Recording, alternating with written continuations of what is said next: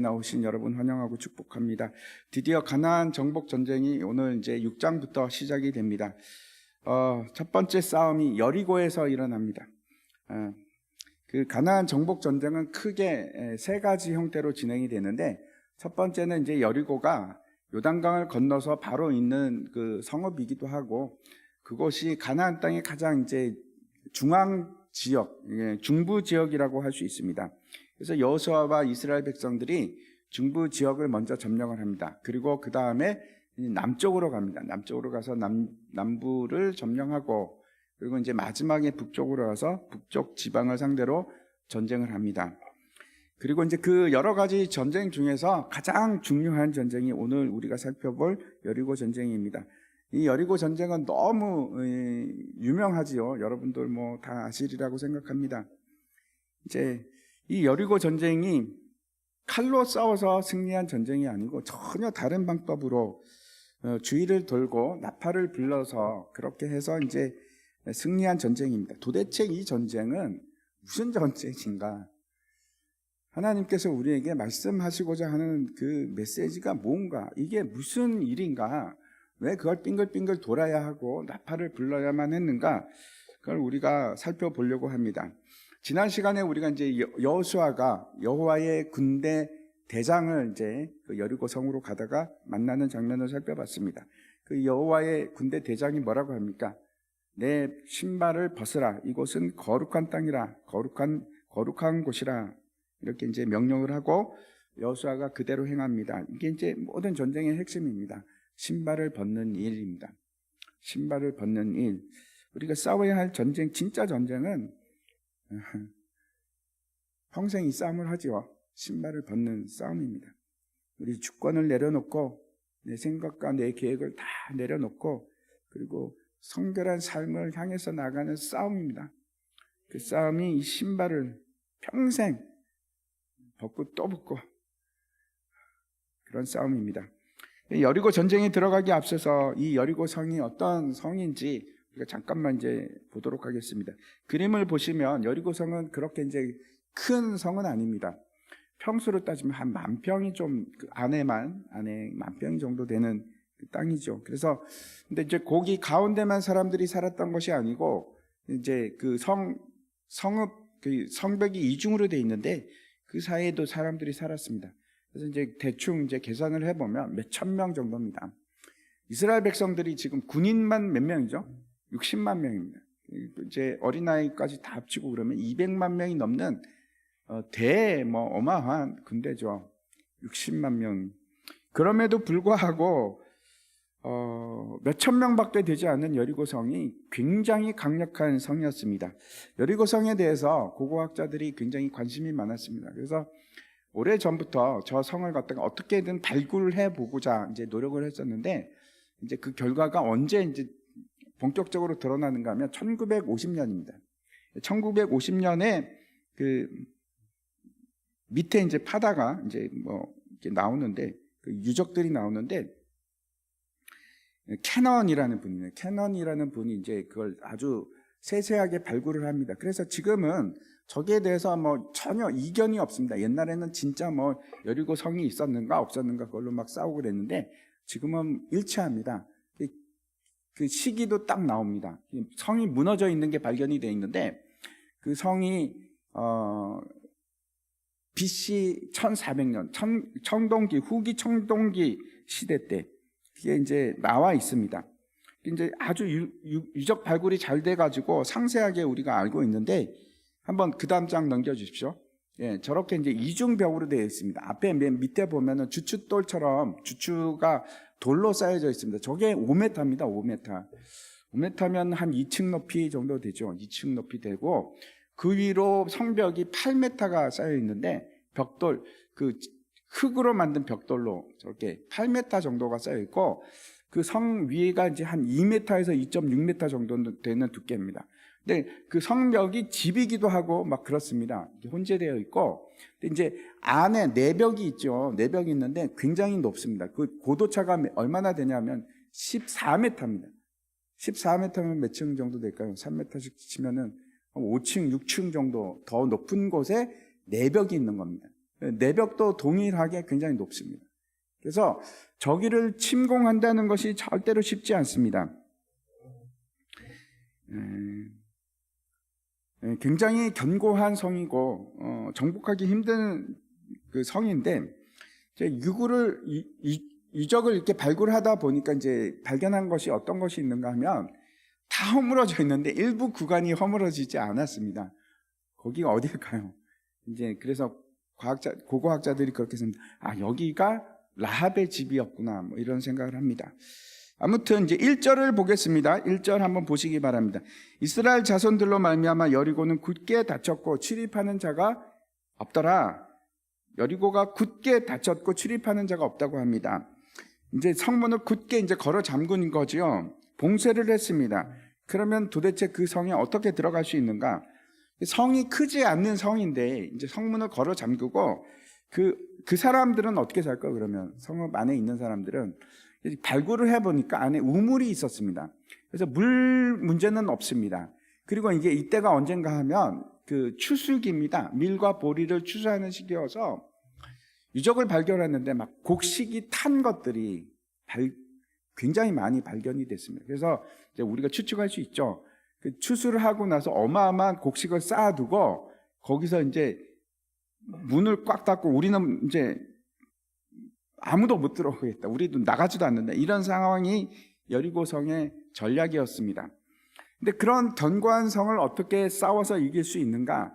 늘 공격하는 쪽이 수비하는 것보다는 불리합니다. 보통 이제 4대1 내지는 이제 많게는 10대1 정도의 공격이 훨씬 더 한 10배 정도 병력이 많아야 됩니다. 뭐 이제 병력은 문제는 아닌데 저 성이 너무나 견고한 성이라서, 거기다가 이스라엘 백성들은, 이스라엘 군대는 경험이 없습니다.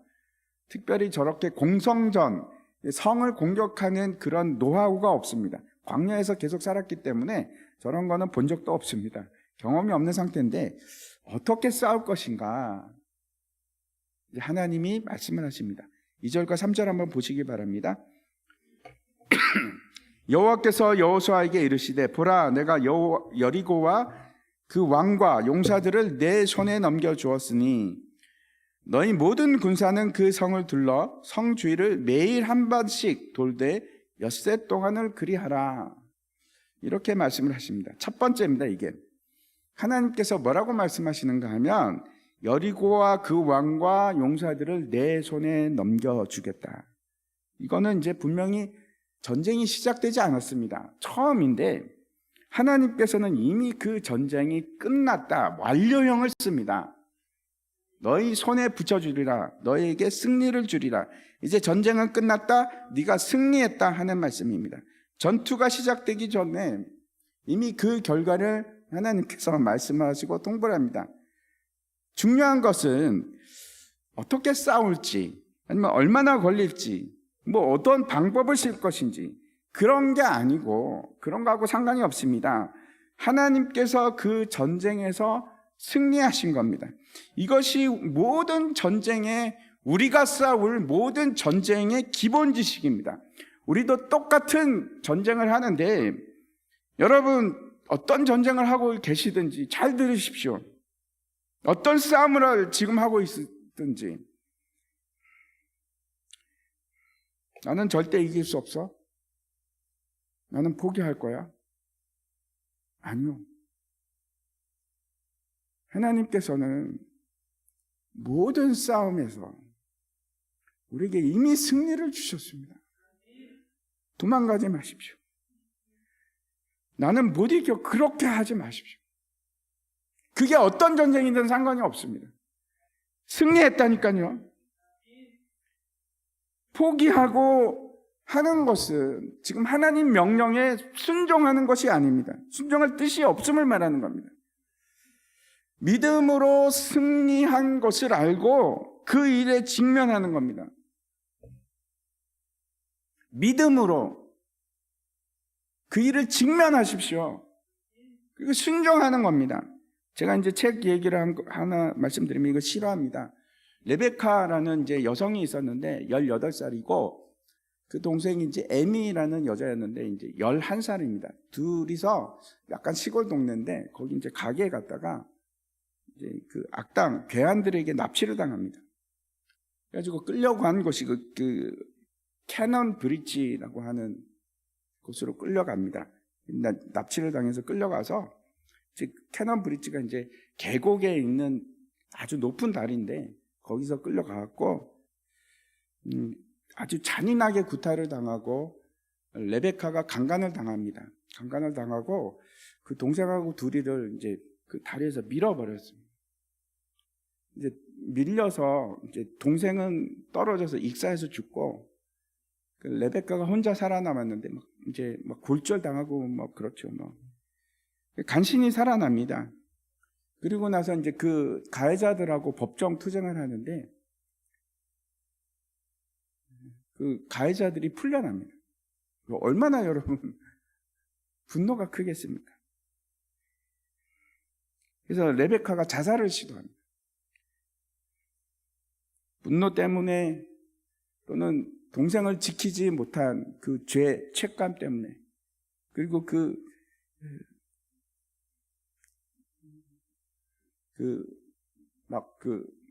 뭐라 그러죠? 사람들을 보는 눈, 그 사실이 모두 이제 뉴스를 통해서 다 알려졌기 때문에 사람들을 보는 눈, 그걸 견디지를 못하는 거예요. 그래서 그 일에 벗어나지 못하고 그 사건에 매여갑니다. 자살을 시도를 하고 그렇게 살다가 19년이 지나서 두 딸을 데리고 남편하고 다시 그 캐넌 브릿지로 가서 막 거기서 목 놓아 울었다고 합니다. 증오, 수치감, 그리고 죄의식, 죄책감 속에서 그 19년 동안 혼자 싸움을 한 겁니다. 그 싸움에서 이길 수 있을까? 만약 가해자라면 훨씬 더 쉽겠죠. 그걸 갖다 이길 수 있기가 훨씬 쉬울 겁니다. 근데 피해자라서 용서가 안 되는 겁니다. 극복할 수가 없는 겁니다. 그 일이 어떻게 극복할 수 있을까요? 요한복음에 보면은 그 예수님 앞에 사람들이 한 여인을 끌고 옵니다. 간음하다가 현장에서 붙잡힌 사람인데 사람들이 고소할 뿐만 아니고 예수님께 질문합니다.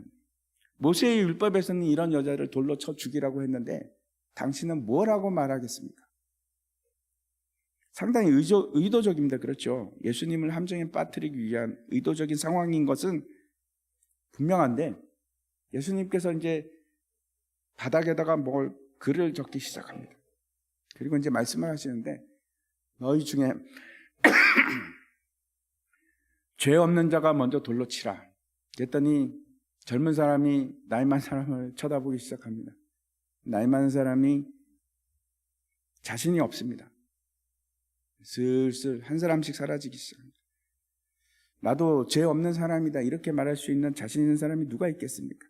한 명씩 그 자리를 떠나기 시작합니다. 이제 남은 사람은 예수님과 그 여자밖에 없습니다. 예수님이 묻습니다.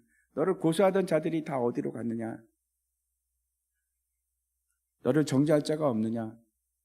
그랬더니 그 여자가 하는 말씀이 주여 없나이다. 그랬더니 예수님께서 뭐라고 하십니까? 나도 너를 정죄하지 아니하노니 가서 다시 범죄하지 말라. 죄를 범하지 말라. 그 뒤에 얘기는 우리가 알지 못합니다. 어떻게 됐는지. 하지만 그 여자 입장에서 다시 한번 생각해 보시기 바랍니다. 그가 어떻게 하다가 간음을 저질렀는지 잘 모릅니다. 아무튼 죄를 범한 것은 사실이고 너무나 수치스러운 일이죠. 현장에서 목격이 되었기 때문에 더 이상 빠져나갈 구멍도 없습니다. 이제 어떤 선택도 자기에게는 없습니다. 지금 누구에게 달려 있습니까? 모든 것이 예수님께 달려 있습니다. 자신의 생명이 예수님께 달려 있는 겁니다. 율법대로 하면 자신은 죽을 수밖에 없죠. 돌로 쳐 맞아 죽어야 됩니다. 근데 예수님께서 뜻밖의 얘기를 하십니다. 말씀을 하십니다. 죄 없는 자가 먼저 쳐라. 그리고 나도 너를 정죄하지 아니하노니 이제 가서 다시는 죄를 범하지 마라. 그렇게 얘기하십니다. 여러분, 왜 예수님께서 그 여자를 정죄하지 않았다고 생각하십니까? 예수님께서 그 여자의 죄까지 지시고 십자가에서 그 모든 죄를 다 담당하실 것이라서 죽으실 것이기 때문에 그 여자를 정죄할 이유가 없는 겁니다. 너는 죄를 짓지 마라. 너의 모든 죄를 내가 다 담당하겠다. 그런 말씀이십니다. 예수님께서 죄와 사망에서 승리하셨습니다. 십자가상에서 여러분이 가지고 계신 수치가 뭔지, 여러분이 가지고 있는 분노가 뭔지, 씻을 수 없는 죄책감이 뭔지, 여러분의 그 싸움의 대상이 뭔지, 여러분 그 싸움은 여러분의 싸움이 아닙니다. 하나님의 싸움입니다. 만약 여러분이 하나님의 자녀라고 한다면 예수님께서 뭐라고 하십니까? 요한 1서 말씀 보시기 바랍니다. 무릇 하나님께로부터 난 자마다 세상을 이기느니라. 세상을 이기는 승리는 이것이니 우리의 믿음이니라. 우리가 만약 하나님 안에서 거듭났다면, 우리에게 믿음이 있다면 하나님의 백성이 되고 자녀가 되어서 내가 하나님 앞에서 두 손 들고 굴복해서 내 신을 벗었다면 여러분 걱정하지 마십시오. 이 싸움은 이제 내 싸움이 아닙니다. 하나님의 싸움입니다. 하나님께서 대신 싸우시고 하나님께서 승리하셨습니다. 이 싸움에서 승리하셨다니까요.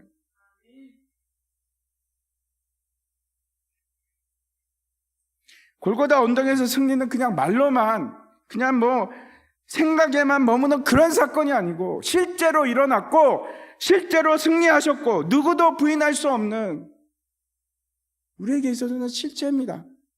승리하셨습니다. 예수님께서 부활하심으로 죄와 사망의 권세에서 승리하셨고 그 승리를 우리에게 주셨다니까요. 우리가 하나님의 자녀이기 때문에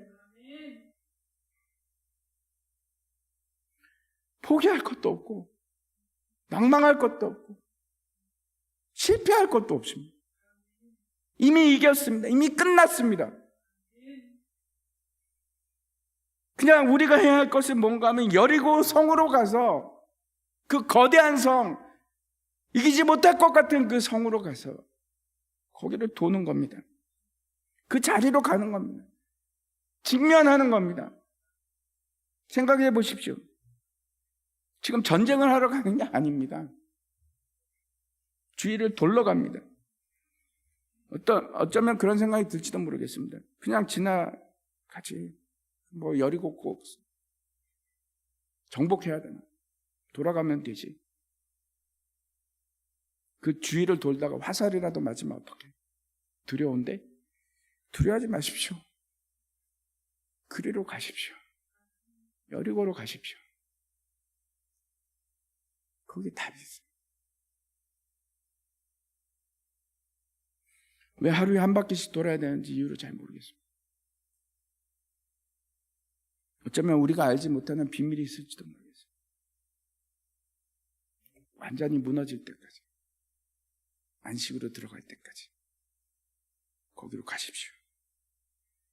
중요한 것은 그런 일이 어떤 변화도 줄 수 없다는 우리의 고정관념, 그걸 깨시는 하나님의 명령입니다.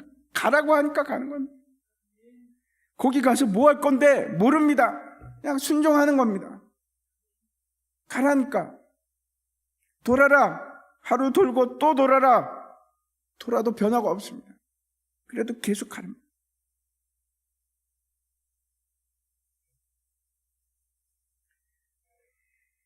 거기다 보시면 10절 보면 요구사항이 있습니다. 10절 보십시오. 여호수아가 백성에게 명령하여 이르되 너희는 외치지 말며 너희 음성을 들리게 하지 말며 너희 입에서 아무 말도 내지 말라.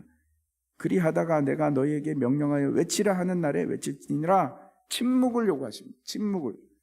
조용한 가운데서 너희 음성을 들리게 하지 말며, 또 다른 말로 말씀드리면 이런 겁니다. 주의 깊게 들어라. 조용한 곳으로 듣고 있어라. 아무 말도 하지 마. 불평도 불만도 너희 생각도 말하지 마. 그냥 순종하고 조용한 가운데서 음성을 들을 준비를 하고, 하나님께서 우리에게 요구하시는 것은 전적인 순종입니다. 그걸 믿음이라고 합니다. 이제 칼은 누가 쥐고 있는가? 하나님. 내가 할 수 있는 건 그냥 순종하는 것. 조용히 아무 말 없이 그냥 하나님의 음성을 따라서 귀 기울이면서, 하나님의 전쟁은 이렇게 시작이 됩니다. 하나님 말씀에 순종하고 그 자리로 가서 직면하는 겁니다. 피하지 마십시오. 그것으로 가십시오.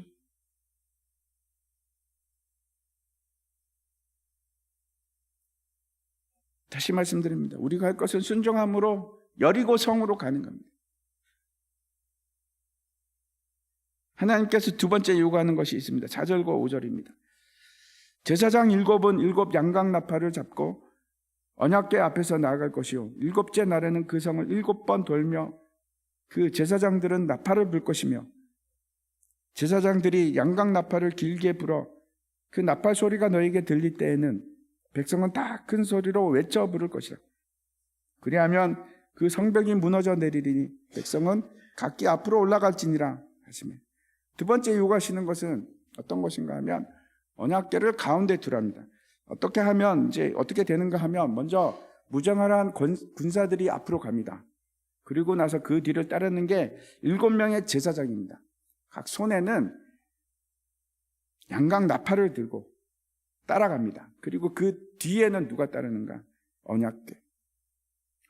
언약궤를 메고 있는 제사장이 따라갑니다. 그리고 그 언약궤 뒤로는 후군이 따라갑니다. 앞에 선군이 있고 뒤에 후군이 있고 가운데 나팔 7개와 그리고 언약궤가 가는 겁니다. 전쟁을 하는데 왜 언약궤가 필요할까요? 제가 앞에서 우리가 이제 요단강을 건널 때도 언약궤를 봤었는데, 요단강을 건널 때 그 핵심이 뭐였습니까? 요단강 건너는데 가운데 있었던 언약궤였습니다. 언약궤가 무엇인가? 하나님께서 이루시는 구원입니다. 그게 언약궤입니다. 그리고 그 구원을 우리가 뭐라고 합니까? 구원을 뭐라고 합니까? 예수 그리스도. 두 번째 우리에게 요구하시는 것이 있습니다. 그거는 예수 그리스도를 우리 가운데 두라고 그렇게 말씀을 하십니다. 센터에다가 우리를 통치할 수 있도록. 그 일을 하기 위해서 우리가 할 것이 있는데 어떻게 해야 됩니까? 어떻게 하면 예수 그리스도가 우리 가운데 거하게 하실까요? 일단 은혜의 보좌 앞으로 나아가는 겁니다. 한번 보시겠습니다. 그 은혜의 보좌에는 누가 계실까요? 히브리서 4장 말씀입니다. 같이 읽겠습니다. 시작. 승천하시니 곧 하나님의 아들 예수시라. 우리가 믿는 도리를 굳게 잡을지어다. 우리에게 대제사장은 우리의 연약함을 동정하실 못하실 리가 아니요 모든 일에 우리와 똑같이 시험을 받으신 이로되 죄는 없으시니라. 그러므로 우리는 긍휼하심을 받고 때를 따라 돕는 은혜를 얻기 위하여 은혜의 보좌 앞에 담대히 나아갈 것이니라. 그 은혜의 보좌 앞으로 나가는 일, 그걸 뭐라고 하는가 하면 믿음이라고 합니다. 여러분을 사로잡고 있는 그곳에 혼자 가지 마시고 누구랑 같이 가는 겁니까? 예수님과 같이 가요. 여리고에 혼자 가지 마시고 누구랑 같이 갑니까? 예수님과 같이 가는 겁니다.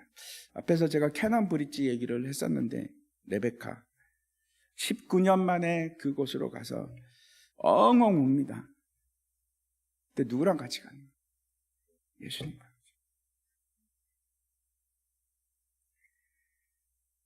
이미 그분이 승리하셨고 그 승리를 저와 여러분에게 이미 주셨습니다. 그분께 수고하고 무거운 짐 다 드리는 겁니다. 말씀하십시오. 예수님, 지금까지 너무 힘들었어요. 이렇게 힘든 싸움을 싸웠습니다. 예수님, 이제는 제가 혼자가 아닙니다. 예수님과 함께 있습니다.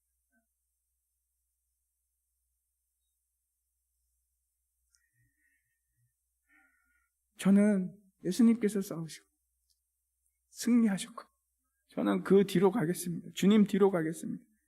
내 가운데 주님께서 자정해 주시고 내 말을 들어주십시오. 제가 주님께 그 모든 걸 다 아뢰겠습니다. 내 답답한 얘기 주님께 다 얘기하겠습니다. 그럼 예수님께서 틀림없이 그러실 겁니다. 나도 너를 정죄하지 않겠다. 이미 너에게 나는 승리를 주었다. 예수님께서 요한복음을 통해서 우리에게 말씀하시는 것은 너는 내 안에 거하라. 나도 너희 안에 거하리라. 요한복음 14장 말씀 한번 보시기 바랍니다. 평안을 너에게 끼치노니 곧 나의 평안을 너에게 주노라. 내가 너에게 주는 것은 세상이 주는 것 같지 아니하니라. 너희 마음에 근심하지도 말고 두려워하지도 말라. 우리에게 평안을 주는 다른 원천은 전혀 없습니다. 다른 곳에서 찾으려고 그렇게 하지 마십시오. 예수님밖에 없습니다. 예수님이 평강의 왕이십니다. 예수님만이 평강을 주실 수 있는 통치자십니다. 다른 곳에서는 없습니다. 그분이 우리 왕이 되시고 그분이 우리를 통치할 때 그때 모든 염려, 걱정, 무거운 짐들이 사라지기 시작하는 겁니다. 만약 여러분 중심에 예수님께서 거하지 않으신다면 여러분 할 일이 있습니다. 여러분 문을 한번 살펴보십시오. 문을 닫고 계신지 마음의 문을 여십시오. 12해 동안 혈류병 앓고 있던 여자가 있었습니다. 모든 일을 다 해봤습니다. 수많은 의사들을 만나보고 가지고 있는 돈도 다 탕진했습니다. 아무것도 변화되지 않았습니다.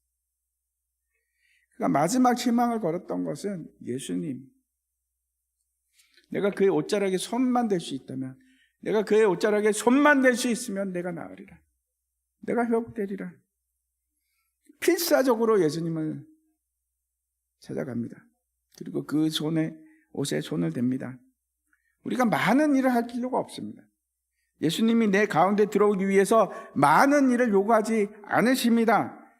근데 그럼에도 불구하고 예수님께서는 우리에게 원하시는 일이 있습니다. 무언가를 하기를 원하십니다. 요한계시록 3장 말씀 보시기 바랍니다. 볼지어다 내가 문 밖에 서서 두드리노니 누구든지 내 음성을 듣고 문을 열면 내가 그에게로 들어가 그와 더불어 먹고 그는 나와 더불어 먹으리라. 우리가 할 것이 있습니다. 마음 문을 여는 겁니다. 문을 열기만 하면 됩니다. 예수님께 주님 이제 들어오십시오. 내가 문을 열었습니다. 내 가운데로 오십시오. 그럼 예수님께서 그러실 겁니다. 내가 들어가요. 이 말씀 앞에 어떤 말씀이 있는가 하면 네가 말하기는 나는 부자라 부족한 것이 없어. 그러나 내가 공고한 것과 가련한 것과 가난한 것과 눈먼 것을 알지 못하는구나. 네가 뜨겁지도 않고 차지도 않구나. 무슨 말입니까? 우리가 하나님의 교제가 없으면서 참된 교제가 없으면서 전혀 불편함이 없이 살아간다면 그냥 이대로 살지 뭐. 아닙니다. 예수님께서 우리 안에 들어와셔서 끊임없이 우리는 예수님과 대화해야 됩니다. 교제가 있어야 됩니다. 예수님께 고통을 얘기하고 어려움을 말하고 그분이 내 얘기를 듣고 나는 그분에게 얘기를 하고 그에게 모든 것을 맡기고 그게 그의 멍에를 매는 겁니다. 그리고 나머지는 다 주님께 맡기고 나는 포기하는 겁니다. 내 모든 삶의 주도권을 주님 알아서 하십시오. 이제는 주님께 드립니다. 그게 그 안으로 들어가는 겁니다. 그게 그를 만지는 일입니다. 주님밖에 없습니다. 그게 접촉하는 일입니다. 세 번째, 하나님께서 어떤 요구를 하시는지 보시기 바랍니다. 16절입니다. 같이 읽겠습니다. 시작. 7번째에 제사장들이 나팔을 불 때에 여호수아가 6장 16절 같이 읽겠습니다. 시작. 7번째에 제사장들이 나팔을 불 때에 여호수아가 백성에게 이르되 외치라 여호와께서 너에게 이 성을 주셨느니라. 6일간 하루에 한 바퀴씩 6바퀴를 돈 뒤에 마지막 7일째는 7바퀴를 한 번만 도는 것이 아니고 7바퀴를 돌게 하십니다. 아침부터 일찍부터 나갑니다. 7바퀴를 돌려면 시간이 좀 많이 필요하겠죠. 그래서 아침 일찍 나가서 돌기 시작합니다. 그리고 7바퀴를 돌기를 마쳤을 때 어떻게 하는가 하면 제사장들이 나팔을 붑니다. 그리고 모든 백성들이 소리를 치는 겁니다. 뭐라고 쳤을까요? 잘 모르겠습니다. 할렐루야 그랬을까요? 왜 7바퀴를 돌아야만 했을까요? 그 전에는 한 바퀴만 돌면 됐는데 모릅니다. 근데 성경에는 7에 대해서 그 완전한 숫자임을, 그 7이 완전한 숫자를 의미합니다. 그 단어 자체가 그렇습니다. 샤바트도 거기서, 안식일도 거기서 나옵니다. 가득한 것, 만족함. 하나님께서 창조하실 때 제7일에 안식하십니다. 더 이상 우리가 추측하기는 그 근거가 희박하지만 하나님께서 그렇게 명령을 하셨기 때문에 그렇게 합니다. 이제는 안식할 때가 된 겁니다. 안식할 때가 된 겁니다. 평안함으로 들어갑니다. 우리가 그 이유를 잘 모르지만 이것은 알고 있습니다. 우리가 순종하는 것이 곧 승리입니다. 세 번째 요구하는 것이 이겁니다. 나팔을 불게, 나팔을 불어라. 이게 무슨 뜻일까요? 유대인들에게는 나팔이 두 종류가 있습니다. 하나는 은으로 이렇게 쳐서 만든 나팔이 있고 또 하나는 양의 뿔로 만든 나팔입니다. 은으로 만든 나팔은 주로 언제 부는가? 그 민수기에 나옵니다. 회중을 모으기 위해서, 그리고 진영을 만들어서 공격하기 위해서, 출발하기 위해서, 그때 이제 은으로 만든 나팔을 붑니다. 민수기 10장 9절과 10절을 보시면 또 너희 땅에서 너희가 자기를 압박하는 대적을 치러 나갈 때에는 나팔을 크게 불지니 그리하면 너희 하나님 여호와가 너희를 기억하고 너희를 너희의 대적에게서 구원하시리라. 또 너희의 희락의 날과 너희가 정한 절기와 초하루에는 번제물을 드리고 화목제물을 드리며 나팔을 불라. 그로 말미암아 너희 하나님이 너희를 기억하시리라. 나는 너희 하나님 여호와니라. 이걸 이제 이 나팔을 쪼제라라고 합니다. 쪼제라라는 단어를 씁니다. 그리고 또 다른 나팔이 있는데 양의 뿔로 만든 나팔입니다. 이걸 쇼파르라고 하는데 이 나팔은 언제 부는가? 레위기 한번 보겠습니다. 7째 달 열흘 날은 속죄일이니 너는 뿔나팔을 소리내되 전국에서 뿔나팔을 크게 불지며 너희는 50년째 해를 거룩하게 하여 그 땅에 있는 모든 주민을 위하여 자유를 공포하라. 이 해는 너에게 희년이니 너희는 각각 자기의 소유지로 돌아가며 각각 자기의 가족에게로 돌아갈지며. 희년은 50년마다 한 번 오는 해입니다. 7년이 안식년인데 7년이 7번 지나가고 그 다음에 50번째 되는 해가 희년입니다. 주블리라고 하는데 이때는 모든 것이 회복이 됩니다. 모든 죄에서, 모든 빛에서, 모든 게 다 자유를 찾는 해방의 해입니다. 근데 그때 뭐라고 하는가 하면 나팔을 불러갑니다. 그러면 은나팔이 있고 이 양뿔 나팔이 있는데 오늘 본문에 나오는 나팔은 어떤 나팔일까요? 은나팔일까요? 아니면 뿔 나팔일까요?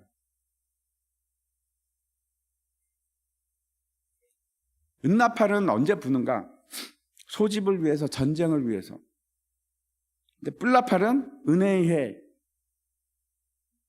안식을 위해서, 평화를 위해서, 하나님 나라가 임했다는 그 소식을 선포하기 위해서. 뿔나팔입니다. 뿔나팔. 저건 쇼파입니다. 여리고 전쟁에는 전쟁이 없었습니다. 전쟁이 없었습니다. 그냥 순종이 있었고 예수 그리스도의 승리를 선포하는 일만 있었습니다. 평화가 왔음을, 하나님 나라가 임했음을 선포하는 일입니다. 그게 다입니다. 그때 어떤 일이 일어났을까요? 6장 20절 보겠습니다. 이에 백성은 외치고 제사장들은 나팔을 불매 백성이 나팔 소리를 들을 때에 크게 소리 질러 외치니 성벽이 무너져 내린지라. 백성이 각기 앞으로 나아가 그 성에 들어가서 그 성을 점령하고 성벽이 무너져 내렸습니다. 여리고성이 무너진 믿으십니까? 어떻게 승리하셨는지 보셨습니까? 히브리서 11장 30절 말씀 보시기 바랍니다. 믿음으로 7일 동안 여리고를 도니 성이 무너졌으며 뭘로? 믿음으로. 다시 한번 요한일서 5장 말씀 보시기 바랍니다. 무릇 하나님께로부터 난 자마다 세상을 이기느니라. 세상을 이기는 승리는 이것이니 뭐라고요? 우리의 믿음이니라. 아멘. 세 번째 우리에게 요구하시는 것은 믿음으로 승리를 선포하라고 그러십니다.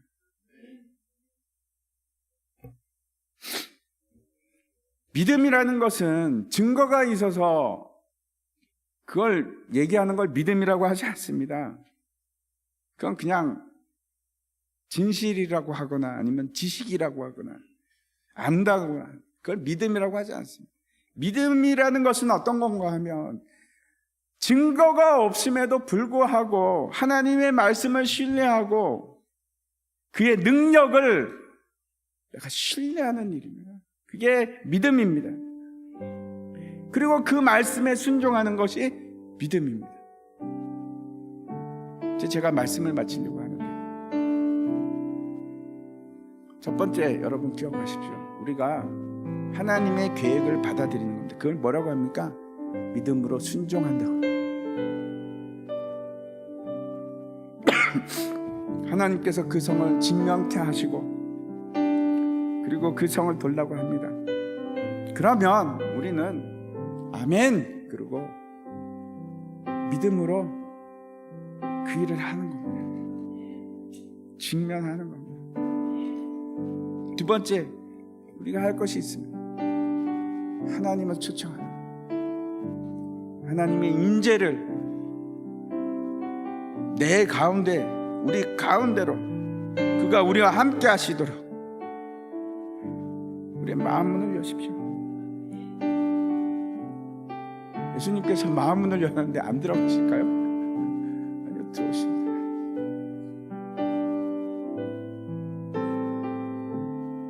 하나님의 임재를 초청하십시오.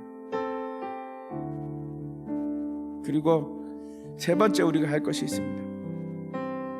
믿음으로 승리를 선포하시는, 나는 승리했습니다. 여러분, 기적이 그때 일어났습니다.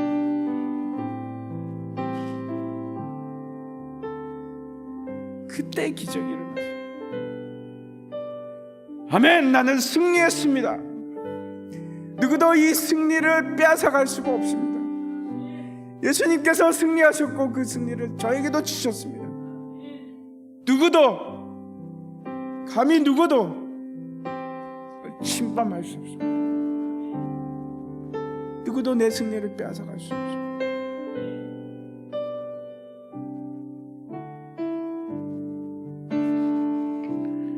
여러분, 입술로 고백하셔야 돼요.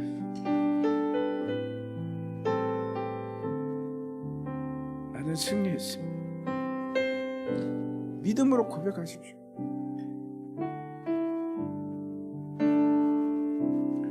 다시 잊지 마십시오. 이 싸움은 혈과 육으로 하는 그런 싸움이 아닙니다. 악한 영과의 전쟁. 이 전쟁은 이미 시작이 되었고 선포되었고 우리는 그 군사로 부름을 받았습니다. 우리 대장은 누굽니까? 예수 그리스도. 그분이 이미 승리하셨고 그 승리를 우리에게 주시는 겁니다. 우리가 할 일이 있습니다. 이제 순종하는 겁니다. 믿음으로 순종하고 나아가는, 그곳으로 가서 직면하는 겁니다. 사탄은 우리를 공격하고 교회를 공격하고 어떻게 해서든지 우리가 이 사실을 믿지 못하게 할 겁니다. 어떻게 해서든지 너는 못 이겨, 피해, 벗어나. 어떻게 해서든지 우리를 죽이려고 그럴 겁니다. 싸우지 않겠다고요? 피해 가겠다고요? 아니요, 우리는 그럴 수 없습니다. 싸우셔야 합니다. 그리고 성경은 너무나 분명하게, 너무나 확실하게 그 싸움을 어떻게 승리할 것인지 말씀을 해주십니다. 여리고 성이 어떻게 무너지는지 우리에게 보여주십니다. 하나님의 계획을 받아들여 순종하시면 됩니다. 그리스도를 내 안에 두고, 그리고 선포하십시오. 주님으로 나는 승리했습니다. 할렐루야. 주님이 나를 승리케 하셨습니다.